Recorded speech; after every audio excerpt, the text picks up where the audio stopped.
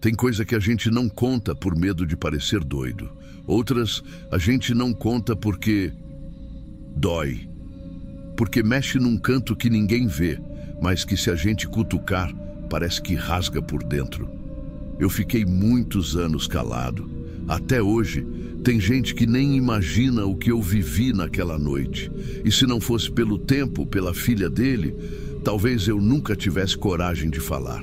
Mas tem coisa que, se a gente não conta, parece que apodrece dentro. E o Vladimir, ele não merecia ser esquecido. Era um amigo dos bons, caminhoneiro também. Trabalhava comigo na transportadora ali no interior do Paraná.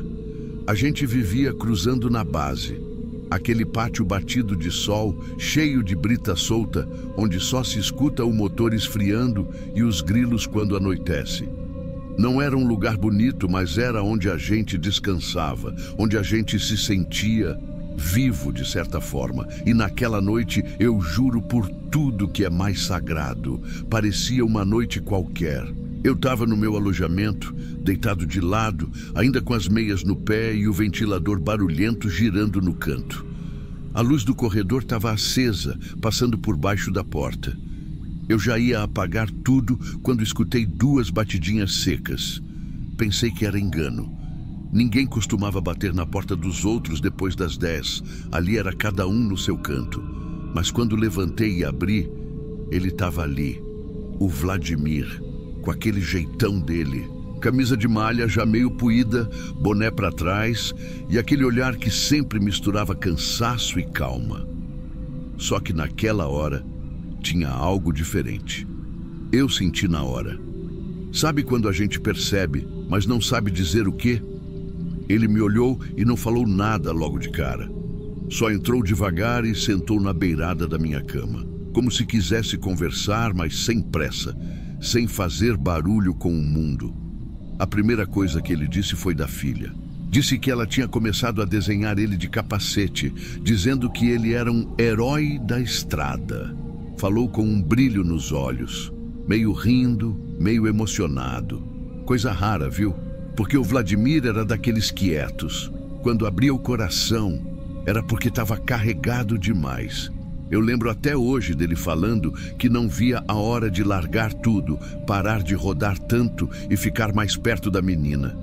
Que ele tinha prometido para a esposa que ia diminuir as viagens esse ano. Depois disso, a conversa deu uma acalmada. A gente ficou um tempinho sem falar nada, só ouvindo o barulho lá de fora. Caminhão dando partida longe, latido de cachorro, vento passando pelo telhado. Foi aí que ele virou para mim e disse: "Me dá um abraço, Pedro." Só isso, simples, mas me travou. Eu lembro de olhar para ele com uma cara de "que foi?" E ele só repetiu baixinho: "Um abraço, irmão. Hoje eu tô precisando." Eu levantei e fui. Abracei ele forte. Foi um abraço demorado, quente. Parecia que ele estava se despedindo, mas eu não percebi, não entendi. Ele me deu 2 tapinhas nas costas, se levantou e falou: "Fica com Deus, tá? Você é dos bons." E saiu pela porta, andando calmo pelo corredor. Nem olhou para trás. Na hora, eu não achei nada estranho. Só fui deitar de novo e fiquei olhando para o teto. Me deu um aperto no peito, mas não soube explicar por quê. Dormi com aquilo ali me cutucando por dentro. No outro dia, quando eu desci para pegar o café, o rádio da recepção estava ligado com aquela voz de plantão da polícia rodoviária. O rapaz da Copa estava com o rosto virado para a TV, pálido. Eu só escutei metade da frase, mas o suficiente. Caminhoneiro identificado como Vladimir Alves de Souza, colisão na altura do quilômetro 71, morreu na hora. Eu travei. Pedi para repetir. Falei: "Como é que é?" Ele confirmou. Mostrou até a foto do caminhão tombado. Eu reconheci na hora. Era o dele. O baú azul, o retrovisor rachado, a plaquinha com o nome da filha pendurada no painel. Meu estômago virou. Eu não falei nada para ninguém. Voltei para o quarto, sentei na beirada da cama e fiquei ali, em silêncio, tentando entender. Como é que ele morreu na estrada ontem à noite, se ele estava aqui comigo, no meu quarto? Eu falei com ele, eu abracei ele. Eu senti o cheiro do desodorante barato que ele usava. Eu pensei em tudo. Será que eu sonhei? Será que minha cabeça inventou? Mas não, eu não estava dormindo. Eu abri a porta, eu lembro das palavras, eu lembro do calor do abraço, eu lembro da roupa que ele usava. Tudo. Eu não tive coragem de contar para a esposa dele, nem para ninguém da empresa. Fiquei quieto, por dias, sem dormir direito, sem saber se eu estava ficando maluco ou se tinha vivido alguma coisa que não era para entender mesmo. Mas teve um detalhe que me atormentou mais que tudo: o jeito que ele me abraçou. Aquilo não foi um gesto qualquer, foi um abraço de despedida, de gratidão, de alguém que sabia. E eu só entendi depois. Passou um tempo até eu conseguir voltar a dirigir. Teve gente que achou que era por causa da correria, por causa da pancada emocional de perder um colega. Mas não era isso. Era porque toda vez que eu botava a mão no volante, eu lembrava do abraço. Do Vladimir parado ali na porta, com aquele jeito sereno e da sensação que eu não sabia nomear. Eu parei de tentar entender com a cabeça e comecei a aceitar com o que dava. Fiquei rodando mais perto de casa, fazendo trajeto curto. Me afastei de tudo por um tempo. Mas teve um dia que me pegou de jeito. Foi quando chegou o convite do aniversário da filha dele. 3 aninhos. Ia ser uma festinha simples, no quintal da casa da avó, em Marialva. A mãe dela mandou um bilhete escrito à mão junto com o convite. Dizia que o Vladimir sempre falava de mim, que a filha chamava o meu nome quando brincava com os carrinhos dele. Eu fiquei com aquilo no bolso por dias. Não sabia se devia ir, mas no fim fui. Cheguei atrasado, já estava escurecendo. Aquelas luzinhas de festinha caseira acesas, música baixa, cheiro de pipoca e cachorro quente no ar. Nada demais, mas tinha algo bonito ali. E quando eu vi a menina pela primeira vez, me quebrou. Ela era a cara dele, o mesmo olhinho puxado, a mesma covinha quando sorria. Corria entre as cadeiras com um vestido cor-de-rosa e um microfone de brinquedo, fazendo todo mundo rir. Tinha uma leveza que parecia até que nem sabia da ausência que carregava. A mãe dela me viu e veio direto me abraçar. Forte, sem dizer nada. Eu só ouvi o sussurro: obrigada por ter ido.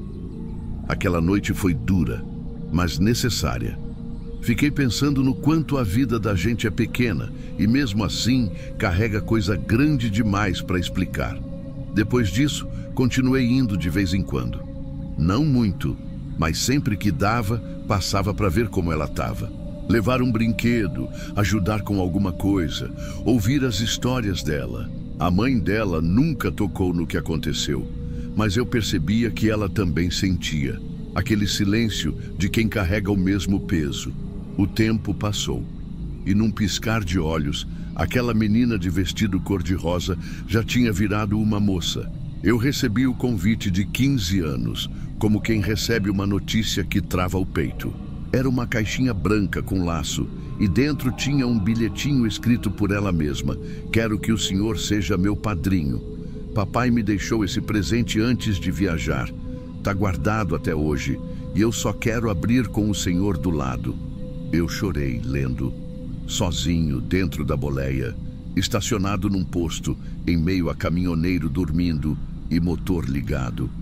Chorei como há muito tempo eu não chorava.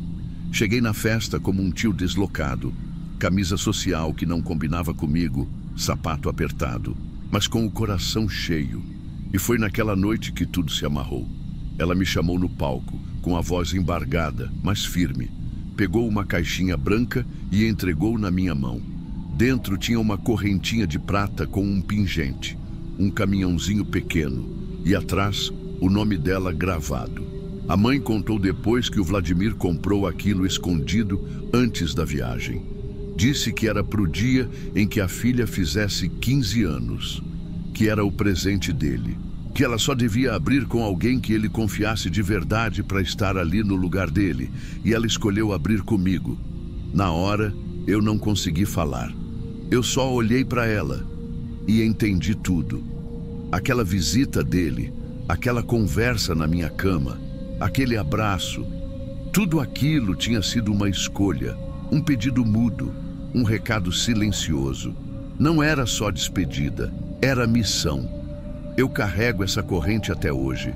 Guardo como se fosse um pedacinho da alma do Vladimir que ficou comigo. Não uso no pescoço, mas está comigo sempre, num cantinho secreto da boleia. Toda vez que eu tô na estrada, eu passo a mão nela, como se dissesse, tô cumprindo, irmão, tô cuidando. E sabe, eu não sei explicar o que aconteceu naquela noite. Não sei se ele veio em sonho, se foi espírito, se foi alguma coisa que a ciência não entende. Só sei que eu abracei alguém que não estava mais vivo. E aquilo mudou tudo. Hoje eu não tenho mais medo de contar, porque o que me assustava antes não era o sobrenatural. Era a dúvida, era a dor de não entender.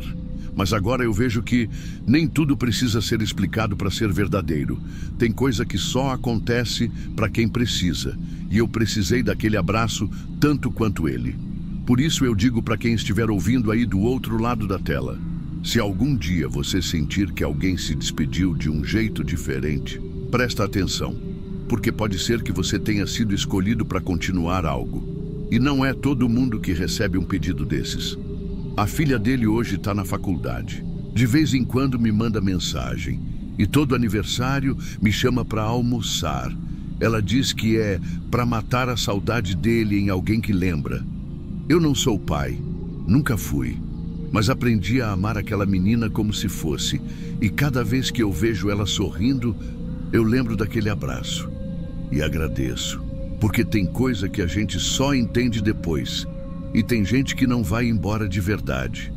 Só muda o jeito de ficar perto. Se essa história te tocou de alguma forma, se você também já sentiu que alguém ficou perto, mesmo depois de ter partido, se inscreve aqui no canal. A gente compartilha histórias que não se contam por aí, mas que merecem ser ouvidas. E quem sabe, uma hora é a sua que a gente conta por aqui.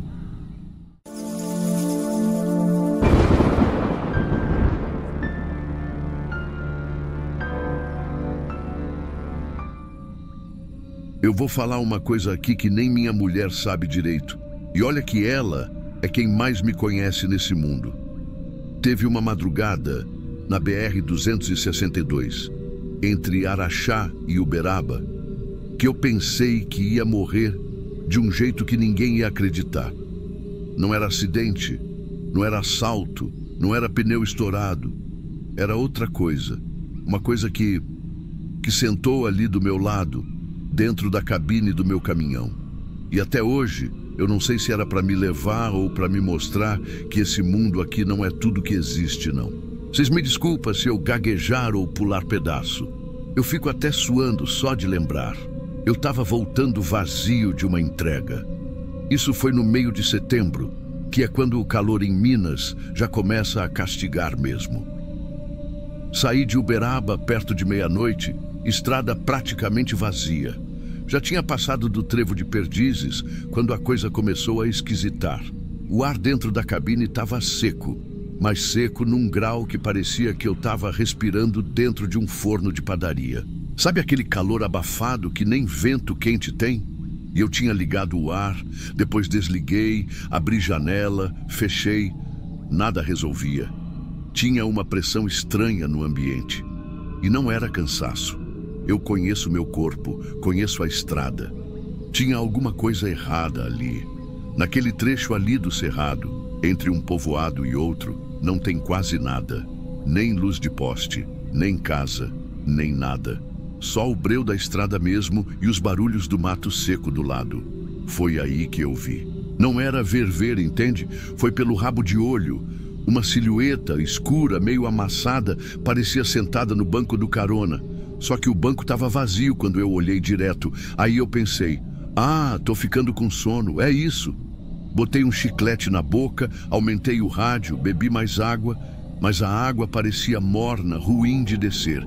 E eu comecei a sentir uma dorzinha na lateral da cabeça, sabe? Como se o crânio fosse inchando por dentro. Fui ficando irritado, zonzo. Aí veio o toque. Um dedo, frio, encostando no meu ombro esquerdo. Eu juro por tudo que é mais sagrado que eu senti a unha. Era unha de verdade. Arranhou de leve minha blusa, fez um barulhinho seco. Eu puxei o volante para o lado na hora, sem pensar. Quase entrei no mato. Consegui controlar o caminhão, joguei para o acostamento e parei ali mesmo, com o coração quase saindo pela boca. O suor escorria da nuca até a cueca, mesmo com o vidro aberto e o vento entrando. Eu virei o rosto devagar, e aí eu vi direitinho. Estava sentado, ali no banco do carona. Uma coisa, era gente e não era. O corpo parecia humano, mas a pele era escura, mas não de cor. Era como se tivesse sido tostada. Carne viva, seca, rachada. Um olho só aberto, o outro parecia derretido. Não falava, só olhava. E o peito subia e descia, como se estivesse respirando, mas não fazia som nenhum. A coisa só estava ali, me olhando, como se esperasse eu falar alguma coisa, ou fazer alguma besteira. Eu não sei de onde tirei força, mas fui pro porta-luvas. Peguei uma garrafinha de água benta que minha mãe me deu antes dela partir. Leva com você, meu filho. Nunca se sabe, ela dizia. Eu nunca tinha acreditado muito, mas nesse dia eu derramei no braço, no volante, no banco, em mim. E aí eu joguei pro lado da coisa. Foi instantâneo. Ela virou a cara devagar e começou a enrugar mais ainda, como se a carne murchasse, como se o calor da própria pele sugasse o resto de vida que tinha ali. E sumiu. Não explodiu, não gritou, não voou janela afora. Só desapareceu. Mas deixou o cheiro. Um cheiro seco, como terra queimada depois de chuva. Um fedor de pele velha, passada, como se alguém tivesse deixado um bicho morto secando no asfalto. Eu não consegui continuar. Dormi no acostamento mesmo, com a Bíblia da minha mãe aberta em cima do peito. Acordava toda hora, suado, ouvindo barulhos que não vinham de lugar nenhum. Cheguei em casa só no outro dia à tarde, sem coragem de contar nada. Minha mulher olhou para mim e disse: "Você tá branco igual cal virado no sol. Que aconteceu na estrada?" Mas eu não consegui dizer. Só fui melhorar depois de 3 noites seguidas rezando com ela. A gente rezava com a Bíblia aberta na cabeça da cama. Eu virava para o canto e tentava esquecer o rosto daquilo. Mas tem dia que eu fecho o olho e ainda vejo. E sinto o calor daquela estrada. Depois daquela madrugada, eu passei quase 1 mês sem pegar estrada de noite. E olha, para quem vive disso, parar de rodar é duro. Mas eu não tinha cabeça, nem coragem. Eu fiquei pensando que podia ter sido um surto. Uma coisa da mente. Calor demais, pouca água, estresse, sei lá. Mas aí comecei a lembrar de uns detalhes que não têm explicação. Uns negócios pequenos, mas que ninguém inventa. Por exemplo, o banco do carona. Fedeu por dias. Mesmo limpando, mesmo trocando o pano. Tinha um cheiro que não era de suor, nem de sujeira. Era um cheiro azedo, seco, queimado, igual o ar de quando uma casa pega fogo e sobra só o carvão do teto. Outra coisa foi meu ombro. Onde o dedo encostou, a pele ficou sensível, meio esbranquiçada, igual quando a gente pega muito sol e descasca. Só que ali não pegou sol, né? Pegou outra coisa, um toque que não era desse mundo. Eu falei com um colega, um mais velho, que roda há mais de 30 anos. Falei por cima, sem dizer muito. E ele não riu, não me chamou de doido, só disse assim: "Tem coisa que anda pela beira da pista. Se você ver de longe, tudo bem. Se passar perto, reza. Mas se entrar na cabine, é porque ela escolheu você." Eu gelei, porque ele não estava brincando. Ele sabia do que eu estava falando, mesmo sem eu contar. Fui buscar uns padres de rádio dessas igrejas de estrada para ver se alguém fazia uma bênção para o caminhão.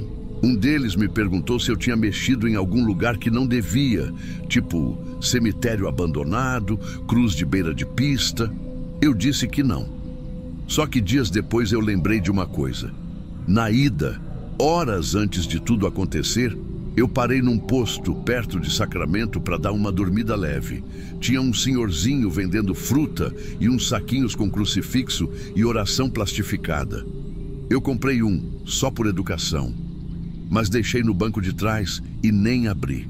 Na volta, quando tudo aconteceu, aquele saquinho tinha sumido e eu nem lembrava mais daquilo. Quando percebi, procurei no caminhão inteiro, nunca mais apareceu. Sumiu do mesmo jeito que a coisa sumiu da cabine. Eu passei a rezar antes de cada viagem, coisa que eu nunca tinha feito com sinceridade. Minha mãe fazia, minha esposa fazia, mas eu sempre fui meio desligado. Depois disso, não deixo de fazer por nada. Às vezes, paro até em capelinha de beira de estrada para fazer o sinal da cruz. A água benta que eu carregava já acabou, mas eu comprei outra. Comprei até umas 3 garrafinhas pequenas, deixei uma em casa, uma na boleia, outra comigo na mochila. É o tipo de coisa que a gente só passa a respeitar quando precisa. E vou falar outra. Nunca mais dirijo sem prestar atenção na sensação do ar. Parece bobeira, mas é verdade. Quando o ar começa a ficar seco demais, abafado demais, eu desligo o rádio, escuto a estrada, porque se tiver alguma coisa vindo, é assim que começa. O calor sobe do assoalho, a cabeça aperta, a garganta seca, e se você bobear, ela senta do seu lado de novo. Não sei o que era.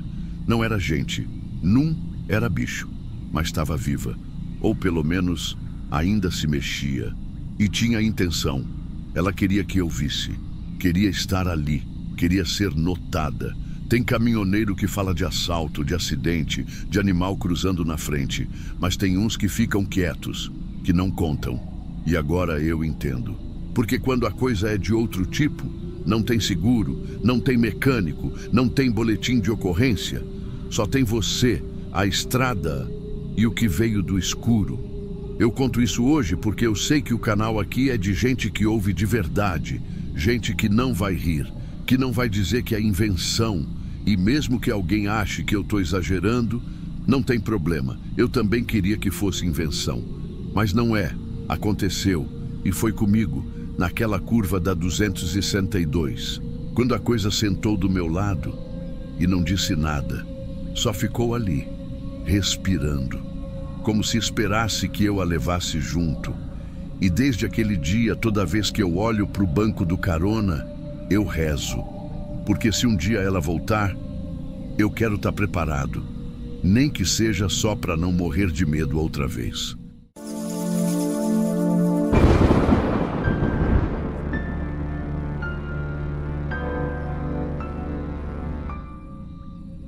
Eu tenho um copo guardado no porta-luvas que ninguém nunca mais usou, nem eu, mas também nunca joguei fora. Era para ser só mais uma volta normal para casa, sem carga, caminhão mais leve, madrugada mais fresca. Tinha saído de Luiz Eduardo umas 11 da noite, e como eu gosto de rodar sem pressa nesse trecho entre a Bahia e Goiás, fui deixando o rádio desligado e só fui. Já passei nessa estrada umas centenas de vezes. A BR-020, para quem conhece, tem uns pedaços que parecem que esqueceram do mundo ali. Não tem sinal de celular, não tem luz, só o asfalto, o mato baixo e aquele breu espesso que parece engolir os faróis depois de uns 20 metros. Naquela noite, não sei se era o cansaço ou o silêncio que estava diferente, mas lembro direitinho do momento em que meus faróis bateram em alguém no meio da pista. Era um homem, parado, em pé, do lado esquerdo da faixa. A primeira reação foi pisar no freio, claro. Coração acelerou, mão suou. Pensei que era algum doido, alguém bêbado, sei lá, mas ele não se mexeu, nem quando o caminhão parou a uns 20 metros dele. Eu fiquei olhando de dentro da boleia por alguns segundos. O cara tava de camisa clara, calça escura e tava limpo, sabe? Não era mendigo, não parecia perdido. Tava ali, como se estivesse esperando alguém. Aí foi quando eu fiz o que hoje eu ainda não sei se me arrependo ou não. Eu desci devagar, tentando ver se ele estava armado, se ia correr, se ia pedir socorro, qualquer coisa. Mas ele só ficou ali, de frente para mim. E aí falou: Você tem um copo d'água? Assim, calmo, como se eu fosse uma venda de beira de estrada. E o tom da voz dele me travou. Porque não foi desesperado, não foi pedido. Foi uma coisa simples demais, como quem pergunta as horas. Eu nem pensei muito. Abri a porta do carona, puxei o copinho plástico que eu usava para tomar remédio, enchi da garrafinha que fica presa no banco com uma redinha e fui até ele. Ele pegou o copo com as 2 mãos, agradeceu com a cabeça e bebeu devagar, olhando para mim o tempo todo. Era como se estivesse analisando, como se quisesse gravar quem eu era. Mas não tinha raiva, não tinha tristeza, era só um olhar parado. Quando terminou, ele me devolveu o copo e disse só isso.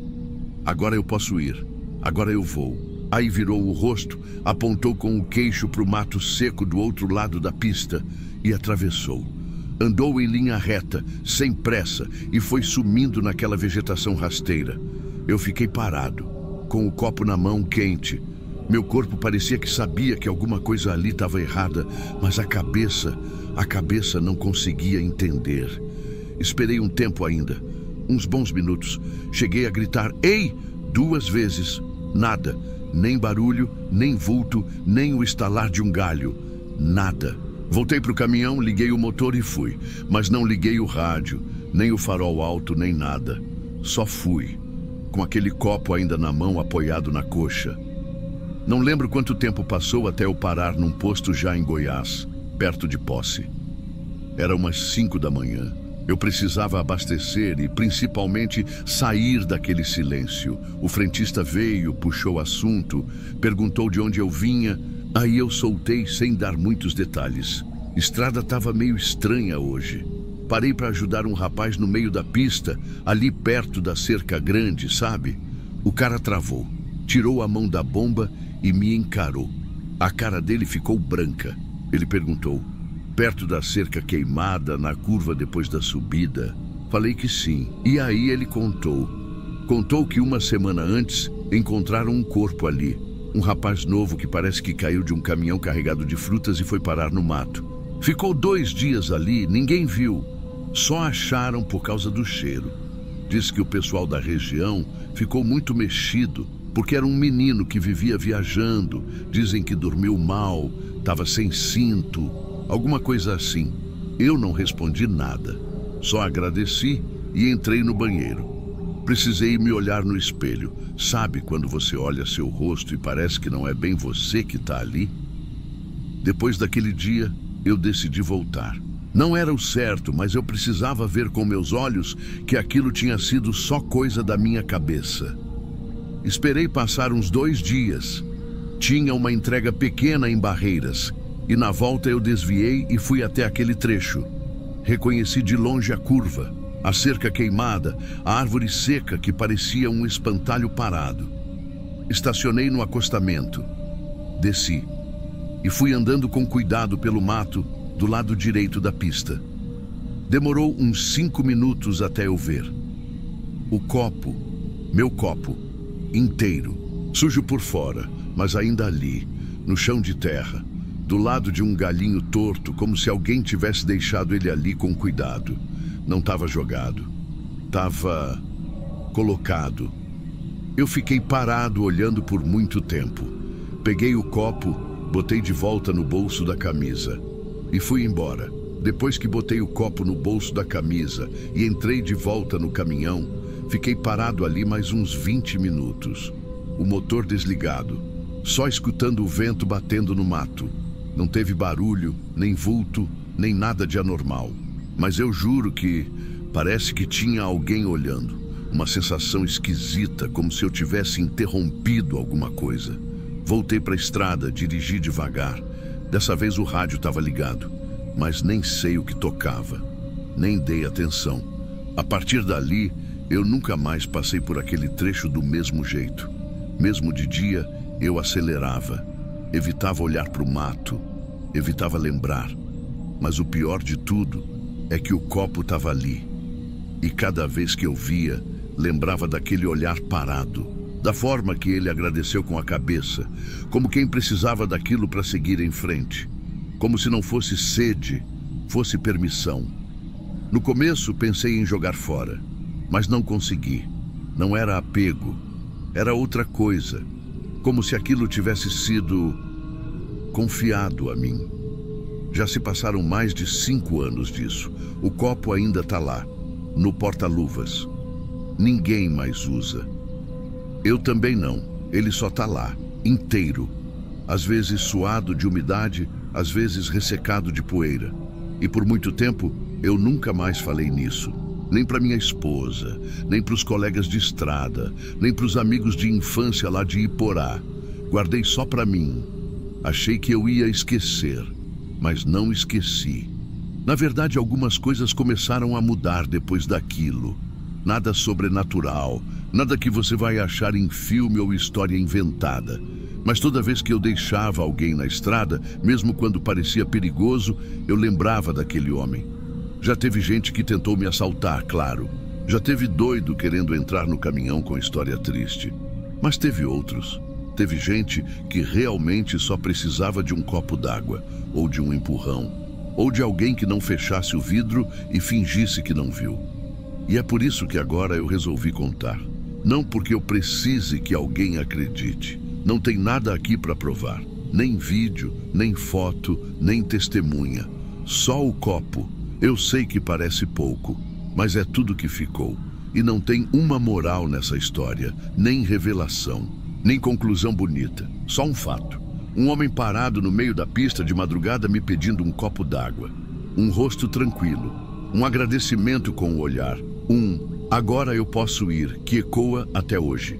E um copo que eu nunca mais consegui jogar fora. Eu não sei o que era aquilo. Não sei se ele queria ir para algum lugar, se já estava indo e só faltava aquilo. Ou se só queria ser visto mais uma vez. Mas foi comigo. E ficou. E é isso. Agora vocês sabem.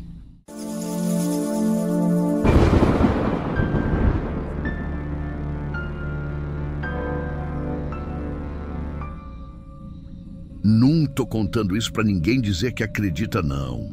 Tô contando porque até hoje eu mesmo não entendo. E só de lembrar, meu estômago embrulha. Meu nome é Francisco. Na época disso que eu vou contar, eu tinha uns 22 anos. Era só ajudante do meu tio, que tinha um caminhão velho de caçamba. A gente tirava areia do rio para levar para umas obras ali mesmo pelo interior de Goiás. Estrada de chão batido, lugar que mal passa carro pequeno. Mas era o que tinha. Vida simples, nada demais. Só trabalho e poeira. Eu nunca quis seguir isso de caminhão, não, mas ajudava ele quando dava, principalmente nos dias puxados. E esse dia aí foi um deles. A gente já tinha feito 2 viagens. A terceira foi no cansaço. A tarde já estava virando noite e o caminhão estava só o pó. Pneu cheio de barro, motor esquentando fácil. Mas meu tio falou que dava para mais uma. Era pegar a areia, levar para a vila e pronto. Última do dia. Topei. O lugar que a gente tirava a areia era ali perto do córrego fundo. Um trecho que a água escorre lenta, quase parada, e acumula areia boa de construção. Já era noite fechando quando a gente chegou lá. A lua estava fina no céu, daquelas que parece gilete enfiada na escuridão. Tiramos a areia na mão mesmo, com pá. Enchemos a caçamba pela metade e demos partida de volta. O tio foi na frente com a moto para resolver um negócio na obra. Eu fui dirigindo o caminhão sozinho.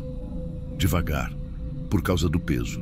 Aquela tremedeira no volante, o motor roncando como se estivesse gripado, era só mais uma entrega.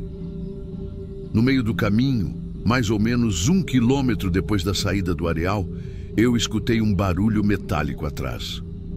Tipo quando a tampa da caçamba solta e bate de novo com força. O caminhão balançou do lado esquerdo. Na hora eu pensei, pronto, areia caindo, vai dar trabalho. Parei no canto da estrada, luz de farol batendo fraca na poeira. Desci devagar, com a lanterna de mão. Fui lá atrás conferir. A tampa da caçamba realmente estava meio aberta. Mas o que me travou foi o que tinha em cima da areia. Parecia uma criança, sentada, de costas para mim, bem no meio da caçamba, cavando a areia com as duas mãos, como se fosse brinquedo de praça. Eu congelei.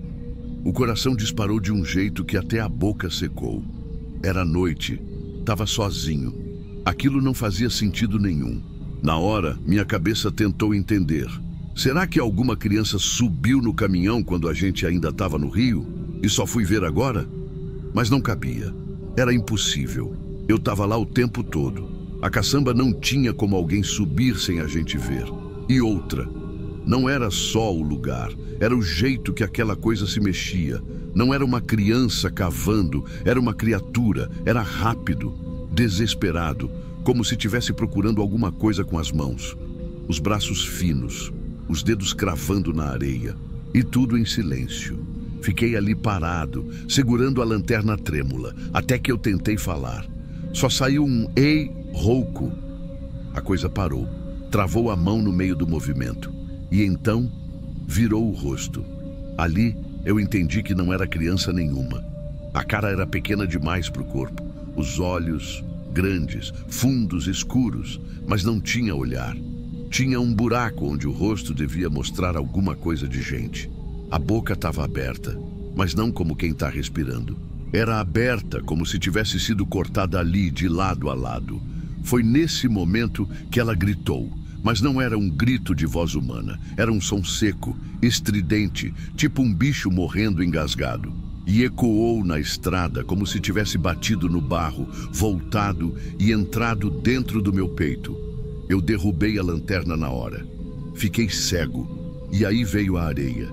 Ela começou a jogar areia em mim com uma força que eu não sei explicar. Não era a mão. Era como se tivesse uma ventania só naquela direção, como se a areia tivesse vida. Bateu na minha cara, no peito, entrou por dentro da camisa. Eu corri.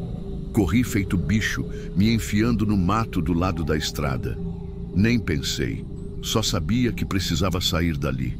Os galhos arranhando, espinhos, cipó. Eu caí, me ralei, mas continuei. E escutei. Escutei ela atrás. Não era passo certo.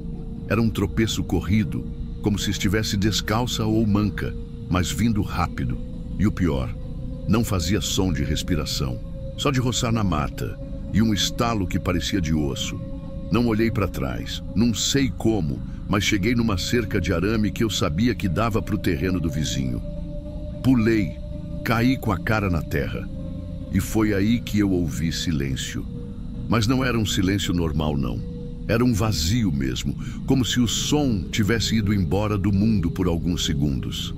Fiquei deitado ali, o corpo todo tremendo, a boca cheia de gosto de sangue e uma coceira quente onde a areia bateu mais forte, como se tivesse queimado por dentro da pele. Fiquei assim até o sol começar a clarear. Levantei no susto, com medo de ainda ter alguma coisa me esperando. Caminhei uns 2 quilômetros a pé, até achar uma casa onde conhecia o pessoal. Me deram água, me olharam estranho. Nem tentei explicar direito. No fim do dia, voltei com meu pai para o local. A gente achou o caminhão parado na beira da estrada, do jeitinho que deixei. Porta aberta, farol apagado, areia espalhada no chão. Ele olhou para aquilo e só disse: "Pode ser chaneque. Já ouvi falar de bicho assim que anda por aqui." Eu nem respondi, mas guardei aquilo. Chaneque era o nome. Só que para mim, aquilo não tem nome que resolva, porque eu vi, eu ouvi. E até hoje, de vez em quando tem poeira forte no ar, me dá o mesmo arrepio. E é só por isso que eu tô contando isso aqui, para ver se eu paro de lembrar. Ou para ver se alguém aí já viu algo parecido. Porque eu juro por Deus, aquilo não era gente. Eu fiquei dias sem dormir direito depois daquilo. Acordava no meio da noite com a cara daquela coisa vindo na cabeça. Às vezes só ouvia o grito. Às vezes sentia a areia batendo de novo em mim, como se ainda tivesse presa por dentro da pele. Teve uma madrugada que acordei com a boca cheia de areia mesmo.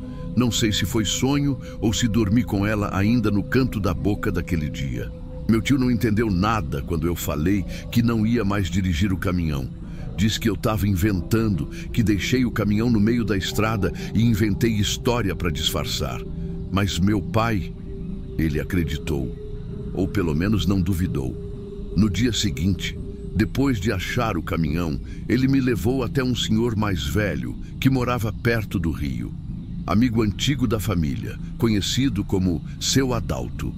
Homem de fala mansa, mas que já tinha visto de tudo na beira daquele córrego. Contamos por cima o que aconteceu. Ele ficou quieto um tempo. E aí só falou. Tem coisa que gruda em lugar onde teve tristeza demais, menino. Coisa que ninguém enterrou, que ninguém cuidou. Essas crianças que aparecem assim, cavando, não tão procurando brincadeira, tão procurando descanso. Aquilo me gelou por dentro. Na semana seguinte, minha tia, mulher do meu pai, veio me perguntar por que eu estava tão calado. Contei para ela meio por cima. E ela só balançou a cabeça e disse que tempos atrás ela estava passando pela beira do rio de bicicleta, vindo do mercado da vila, e viu uma coisa pequena, encurvada, andando dentro da água, bem no raso. Ela jurava que era uma criança afundando a cabeça e levantando de novo. Mas quando chegou mais perto, aquilo saiu da água e correu na beira do mato, sem fazer barulho de passo. Ela não contou para ninguém na época porque achou que era visão da cabeça. Aí tudo fez mais sentido. Não explicava, mas conectava. Só que tinha um detalhe que ninguém sabia e que eu guardei para mim por muito tempo. Quando eu fui tomar banho depois daquela noite, tinha uma marca no meu peito. Como se fosse arranhado, mas não com unha.